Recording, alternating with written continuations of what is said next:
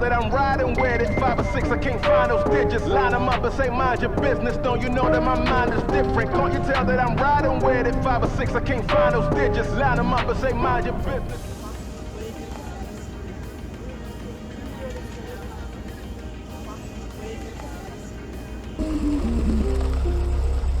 No, I don't need Poseidon by and large. I don't preach no violence.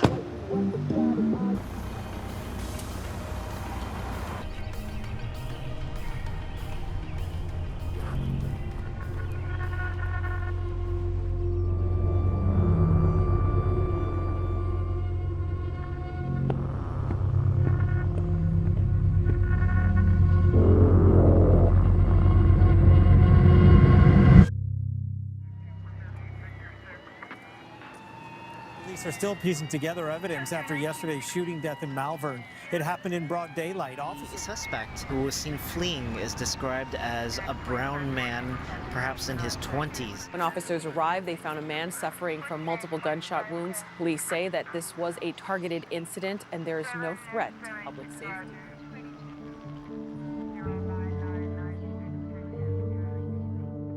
So my name is Warren G. I'm from Scarborough, Malvern, Emprenham side. I grew up as any stereotypical black kid would probably grow up in the hood, you know. Got myself into trouble, got myself with the wrong crowd. I grew up with a single mom. My grandma was also there, and I was the eldest of 3 sons, so there was like 2 other little brothers in the household with me. No father, so you know, you grow up idolizing the people you see around you, you know what I'm saying?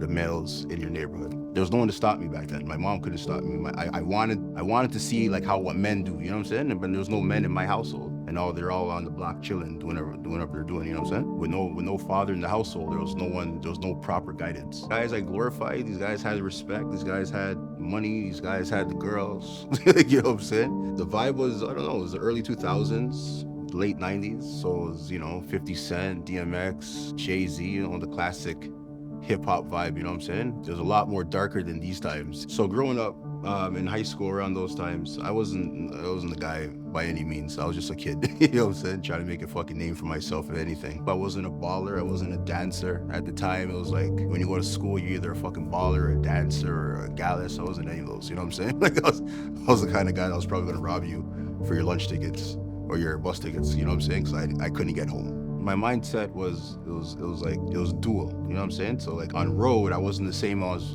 I was at home. When I got home, you know, like I had a good household. You know, my mom, she loved me, even though she worked a lot.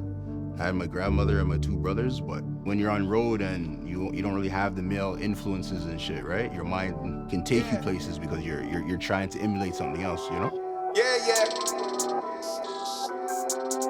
Man.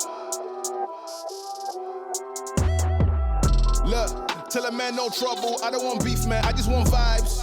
When I first moved to Malvern, I was in grade 1, probably like 89, 90. I was driving my big wheel all around Malvern just to explore it when I was a kid. And the first time I came into Emprenham, I rode my big wheel all the way up here, and this is where all the men used to chill. They used to chill on this bench here in front of the iconic basketball court. Didn't look like this back in the day, but you know. So I rode up to the mandem, and that's when I asked them, you know, what you guys doing? They asked me what I'm doing, what's my name. I told my name's Warren. You know, it was back in 1990 them times, you know, Warren G and Dr. Dre and them were coming out and all that stuff. So it's like, oh, Warren, like Warren G. And that's where the name came from. It just stuck from then, you know? I wasn't anybody that disrespected you out of just, you know, malice or anything like that. You know what I'm saying? So I already had that natural respect, but I was trying to look for like the bad man respect. The first day I got arrested for this murder, 2005, I woke up. At that time, like a lot of shit was happening in Malvern with me. I got arrested for attempted murder a few months before. So that scared my mom Dukes. So she wanted to move. So she moved the whole family out of the Vern, but the house was in escrow for a little bit. So I was able to stay in the house for like a few months by myself. So I was staying there with my sister. We were looking for money because, you know, she knew of this one place that was hiring. So we're like, all right, cool. We're gonna go there. We're gonna, you know, put on our best fucking suits. And we were walking to the bus stop in Malvern around those times, you know what I'm saying? You have to like memorize the cars on your street kind of thing. I get out and I notice there's 2 or 3 cars that are not supposed to be there, but I'm not really paying attention because I'm with my sister. It's fucking morning and it's like, you know, it just, they're not supposed to be there, but so I'm walking, and then all of a sudden helicopters, fucking SUVs, squad cars, everything just come out of nowhere, bam, tackle me. But the first thing I'm seeing is they tackle my sister. I'm like, holy fuck. And they're saying, yeah, you're arrested for murder. And like, I'm not even really registering that. I'm just registering that they're on my sister. I'm telling them to get off my sister. And it's not until like I'm down the street in the cop car that it's hitting me what they're saying to me, like, you know, that I got arrested for murder. Yeah, so this is the old spot right behind Emprenham. I wasn't in Emprenham. I was right behind it. I used to hop out my window over there and hop one of these fences over here, and that's where Emprenham's right there, right behind these houses. So I came out here, and there was a car parked right here, right where that blue van is, and there was never a car parked there. You know what I'm saying? So I walked past it, and I was walking this way because that's where the bus stop is. Kept on moving, and there's a few more cars down there. There was 2 cars on the street, one right here and one further down. And when I got to the end of that street, that's when all the sirens and all the fucking crazy shit happened, you know? So I had some crazy memories over here still. It was just me, my mom, my grandma, my 2 little brothers. Unfortunately, I brought a lot of cops to the street. Again, I didn't really come to my senses until I was like halfway into the station. It hit me that they're arresting me for a murder. Like I was in complete denial and shock. They're throwing me into the fucking interrogation room. They start taking pictures of me, what I'm wearing, you know what I'm saying? They take off my shit. Then they start fucking taking pictures of my tattoo, because I have a teardrop tattoos in. The more questions they're asking me, the more I'm like, holy fuck. Like, I don't think I'm going home after this, you know? Like, I'm here thinking I'm going home today. Questions they're asking me, I'm like, okay, they have something. I'm not going home right now. My heart just plummets a little bit more and more, because I just realize how deep the situation is. When did it actually sink in that I might be fucked? In the interrogation room. The homicide detective is basically saying, yeah, well, you're gonna be transferred to the East. You know what I'm saying? We're gonna go through the process, and you're realizing that what the process is a long fucking process, you know what I'm saying? So East Detention Center is exactly what this is. It's where they keep people in pretrial until you get found guilty or found innocent. If you get found guilty, they transfer you somewhere else. If you're innocent, you're free up. I just remember being surreal. When I got to the East on my murder charge, there's no set date when you're getting out. In that period, there's not even a set date of when your date fucking starts. You know what I'm saying? Some mans can stay there for fucking 5 years. Some mans can stay there for 4. I was lucky enough to stay there for 2, you know?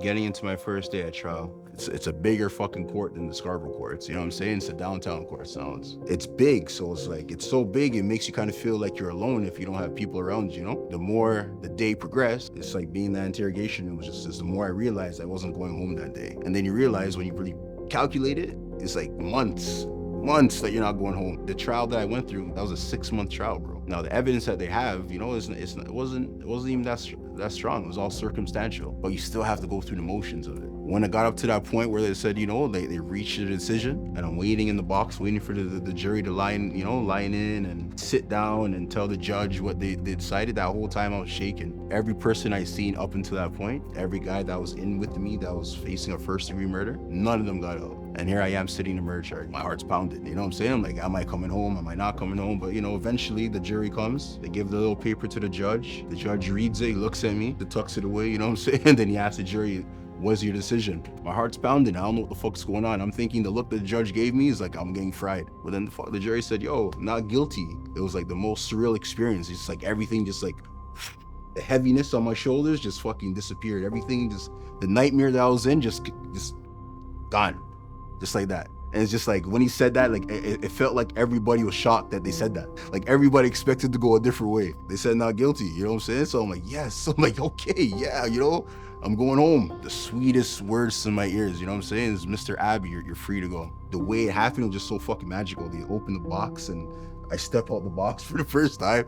Holy fuck, bro. That was a feeling, let me tell you, man. But there was nobody around. My mom wasn't there, my grandma wasn't there, no brothers, no baby moms. It was just me and my lawyer, and the fucking victim's family was there. So it was a weird experience. All these thoughts are flooding through my head. My lawyer's like, he's nudging me. He's like, yo, listen, I know this is a win for us, but you gotta hold your composure because the victim's family is right there, and you can't be disrespectful in front of them. So it was weird because it was like all these crowns and cops, and they clearly didn't like the fucking verdict. So it's like I'm having this emotion, but it's like nobody else sharing this emotion with me, you feel what I'm saying? Except for my lawyer, so we hugged, we did our thing, and then the judge wanted to talk to him, and I went out the court, and I just remember every step walking away from the fucking box to the door to freedom was just like, it was just so surreal. Like it felt like a dream. I felt like any minute I'm gonna wake up and they're gonna say, I got out the courtroom and I didn't know what to do. My mom wasn't there, my grandma wasn't there. Remember, I came into jail as a kid, you know what I'm saying? Like I didn't have my own place. I didn't know what the fuck, no cell phone, no money in my pocket. So I just stood there in front of the court like a dumbass. My lawyer says my mom's in the parking lot. So I'm walking out the courtroom. I see my mom walking. I start running towards my mom. My mom starts running towards me. There's fucking pigeons in the middle. They fly away. It was like a magical scene, bro. It was like one of the best fucking days of my life. A reporter stopped me and I was in a daze. Like I don't even remember what the reporter looked like, or like I just remember a reporter stopped me and he asked me how I felt. And the only thing I could fucking say was God was good. Because that's the only thing that was in my mouth. I'm like, you know what I'm saying? All the shit, all the darkness, all like, you know what I'm saying? Like really and truly, like, God is good. I jump in my mom's car, we drive down the 401 to go see my grandma. I'm chilling in the car, and it's just a whole different experience. Before I was like paddy wagon cruising for like 2 years. You know what I'm saying? If anybody that has been in the back of the paddy wagon knows, it's a whole different experience of being in a car. So I'm in the car and I'm just looking around me because there's like windows around me. I can look into other cars and shit. It felt like I was just experiencing the world for the first time, I'm on road for 2 years now. I'm trying my hardest not to be like the gangster version of myself, but at the same time, I'm feeding into it because everybody's like treating me like the person I always wanted to be treated like. I don't want the Warren G moniker, but now I have the Warren G moniker. I almost got my life taken away. Like I'm not trying to be fucking a gangster. All I want to do is like be this father for this kid. You know what I'm saying? But then the 2 years comes and goes. I was experiencing, being on road for the first time after that whole shit. The Crown was appealing the decision for the acquittal. In my first trial, they brought up a gang expert, and the gang expert was supposed to testify that my teardrop tattoo that I have was in relation to the murder. So 2 years now, I'm on road. The Crown is appealing the acquittal. My lawyer gives me a call. My lawyer's calling me. He tells me, the Crown was successful in their appeal and you have to turn yourself in or they're gonna come get you kind of deal, But I'm on road. I've been on road for 2 years, so I'm already like insulated in the such, So I'm getting this call. I'm at work. You know what I'm saying? Like I'm not on the block or on road or anything. Like I'm at work. Again, it just clicked quick. Like I didn't even I just said fuck this job and I just walked out. I ended up going to my mom's house. I break it down to my mom and my bros that they were successful in their appeal. So my mom's asking, what the fuck does that mean? I'm telling her that we're gonna have to go through it again. She's like, oh, so you have to do the whole 2 years again. I'm trying to tell her, no, mom, we don't gotta do the 2 years. I already got acquitted, so it's probably gonna be smaller. I'm trying to talk her down because she's taking it the hardest out of everybody. She eventually starts telling me like, why don't I just run? Why don't I just go to fucking go here, go there? And I'm too cocky. I'm like, yo, mom, I beat this 2 years ago. I can beat it again. That's what I keep saying to her, And then I turned myself in. I dropped for the same lawyer that I had before because I'm here thinking, stick with the winning formula. And then on top of it, every conversation I'm having with my lawyer is not good conversations. You know what I'm saying? There's no magic bullet. There's no fucking, the witness is saying this and we really wanted to say this. It's all, this is happening and yeah, we're gonna lose that. And it was a very somber experience. Yeah, man. I went through my second trial. They didn't bring up anything brand new. The only thing that they were now allowed to speak about was my teardrop tattoo, my first trial.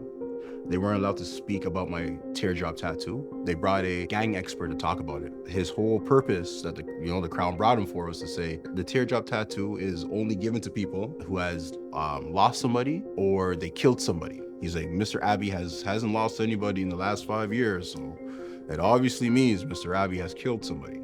And that's what they wanted him to say in the first trial. In the first trial, they built their case on 2 informants, and the fact that I got a teardrop tattoo. They got the informants to say why I got a teardrop tattoo, but the everyday person is not gonna listen to a bunch of thugs when it comes to like scientific shit, right? So it's like they had to bring an expert, a gang expert. His whole thing was just to say that the reason why I have my tattoo is because I killed somebody. The judge, though, he barred him from saying that because he was saying there was just too much prejudice. Who is anybody to say what a tattoo means to somebody? It's hard to have an expert tell somebody that this is why the person did something. Because once you give that person that power, that person can pretty much do whatever. So the judge, he nixed it right off the bat. He said you can't do that.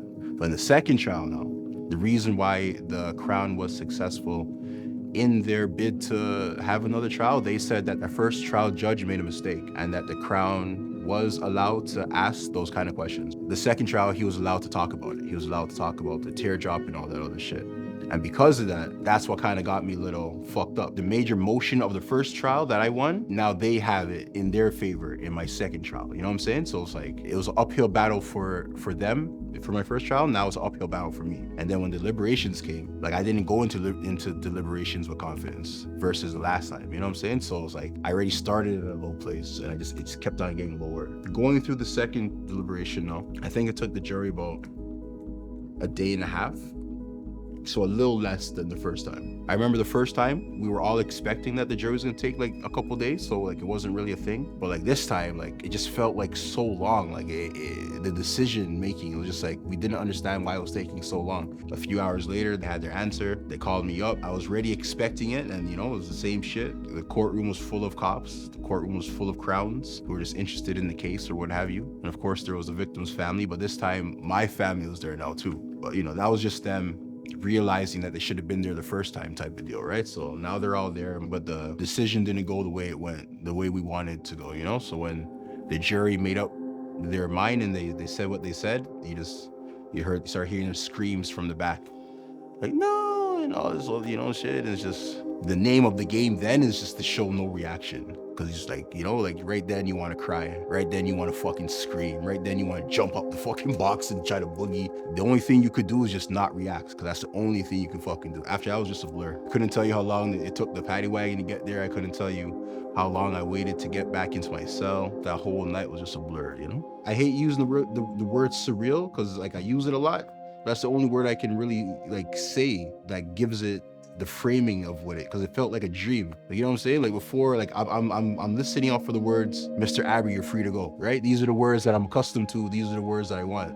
But I'm not hearing that. I'm just hearing that, Mr. Abbey, you've been found guilty of first-degree murder. You're gonna be sentenced. And all I'm hearing is 25 years to life, and that's it. It wasn't a good day, it wasn't a good feeling. I think me drowning it out was just trauma, to be honest. After I got convicted, my first 2 years in the East, plus my second 2 years in the West, obviously counted up to 4 years, but that doesn't really shave that much time off of a 25-year sentence. I went in with 4 years shaved off my sentence, so I was looking at 21 years. Being in a max institution where the guards have like live rounds and they're letting off live rounds on you if you're fighting type of deal, seeing mans get shanked up, learning that like this is your life now. Everybody adapts and I adapted. I learned to do what I got to do. I wasn't trying to look for that Warren G moniker anymore, you know what I'm saying? So it was hard for me in a sense where most times people just click up with, you know, they'll go with who they're with. I did most of that time by myself. I spent in my cell writing. I wrote a fucking novel. I wrote poetry. I got back on my workouts, all that. It was up to like 9-10 years. And then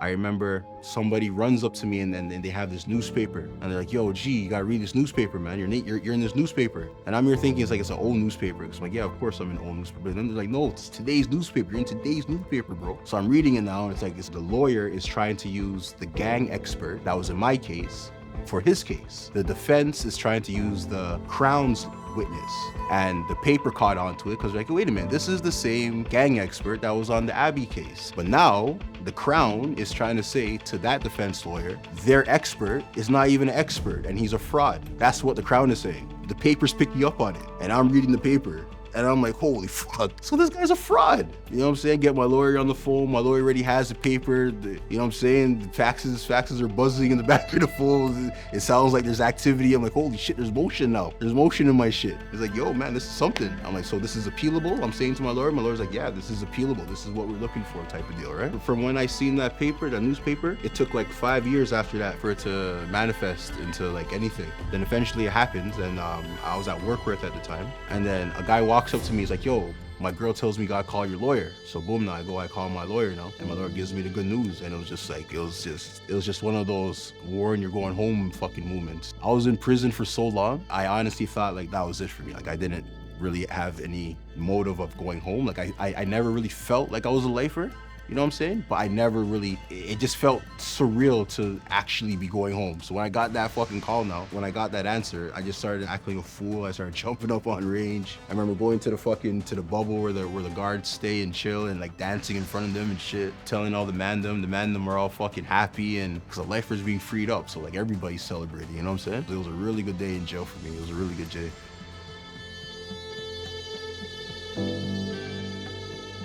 The Crown eventually decided that they didn't want to go through a third trial, and they offered me a manslaughter conviction. The process of them giving me manslaughter, I was in the East. My lawyer kept on coming, you know, he's coming to visit me. He was negotiating with the Crown, what the Crown wants to do. And then eventually he comes to me and says, yo, listen, the Crown has no case. All the witnesses that they have, they either aged out or they moved away or they simply don't want to come to your trial again. So they have no fucking case here. So you have two options. You can either go to a trial or the Crown's giving you a manslaughter time served deal right now. And I remember that conversation because I'm like my heart's pounding, and this is the conversation I've been waiting for a very fucking long time. I felt weird because I knew I had to fight the trial, but I knew I wasn't gonna fight it. Like I know like the right thing for me to do was to go through trial and for having to say not guilty again, and then I can sue the Blyden and sue this person and not have the stigma of being a convicted murderer and shit, you know what I'm saying, for the rest of my life. But I said, fuck it, I'm like, I'm gonna take the deal. So I took the deal, and I took the deal against some of my lawyers' opinions, because some of my lawyers really wanted me to fight it. They really believed in the case or whatever, but I just said, fuck it, I'm done, I'm tired, you know? So I took it. The judge asked me, you know, do I understand what's happening, and da-da-da-da, and you know, I had to say the magic words where, yeah, I did it was manslaughter, guilty, da-da-da-da. And then, yeah, he gave me what he gave me. They brought me back to the East, and I freed up from the East. So like the feelings I'm having now, like I don't feel no anxiety of them coming back to me or anything, right? You know, I already pleaded out to the manslaughter, so I know that this charge is done. Like there's no way this is coming back for me. You know what I'm saying? There's no way I'm gonna have to go sit in court or jail for this charge. You know what I'm saying? Some of the things I did when I touched road, I became a peer mentor, first with a group called Amadeus. They're a group that goes into the jails and they teach guys, they facilitate ways for guys to get their diplomas, either high school or higher education. So I started bucking up with them. I became a peer mentor, and I ended up mentoring guys who were in conflict with the law, or guys who were just recently incarcerated. You know what I'm saying? So like I'm teaching them, you know, like this is how I'm moving out here. This is, you know, this is what works for me type of deal. Then I ended up going with John Howard Society, doing the same thing there. Then I started doing some public speaking and, you know, relating my story with others, sharing my story with others. And what I do with my life. Okay, so yeah, I'm home now. You know, that whole experience is behind me. I'm trying to get in, this is me now trying to get a relationship with my son, you know what I'm saying? Because he was just born, he's two now. This is my first time meeting him. So it's weird because now I have a son, but he's 2. So I missed that whole baby phase. I just have a fucking toddler that's like as bad as me, you know what I'm saying? And I'm trying to like connect with him, but it's weird because I'm also trying to find my way in the world again. You know what I'm saying? So at this time now, this whole me chasing the whole Warren G moniker is done. Like I'm like, it's like this is, I you know, I almost got my life taken away. Like I'm not trying to be fucking a gangster. All I want to do is like be this father for this kid. You know what I'm saying? But it's hard because it's like I just beat a murder charge. If I had to say anything to the younger Warren, if I could talk to that youth, I'd probably tell him that there's so many other paths than the path that he's on right now. That Warren didn't understand that there was like different avenues he can go to reach the same goal that he wanted to reach, you know? I always wanted to be the person I am right now, but I thought that you can only reach doing this by either like putting in work or selling beer drugs or like robbing somebody. I never knew you can do this by owning a fucking convenience store or like, you know, I'm selling pop and fucking chocolate bars and chips. You know, again, I never thought that was a way. I always thought that, you know, I had to sell drugs or I had to fucking rap or I had to get my fucking basketball game up. I would tell that Warren that there's so many other opportunities. Don't listen to the labels that they're trying to put on you, because they used to put, you know, you're stupid. They used to put you're just a fucking gangster. They used to put, you know, you're black boys don't do this, black boys don't do that. I just hope somebody sees my story and they realize that even at their deepest, darkest moments, it doesn't mean that's it. I want somebody to realize that even if they're making the most fucked up mistake, it doesn't define who they are. Because it didn't define me and I'm not there anymore. I'm over here kind of thing. I'm just trying to tell you that don't get caught up where you are right now. So who's Warren now? Warren is a business owner. Warren is a father. Is a guy that's seen both the grimiest parts of life, and I like to say the most beautiful parts of life. So I'm well-rounded. Warren is a guy that has fought his demons and fucking survived.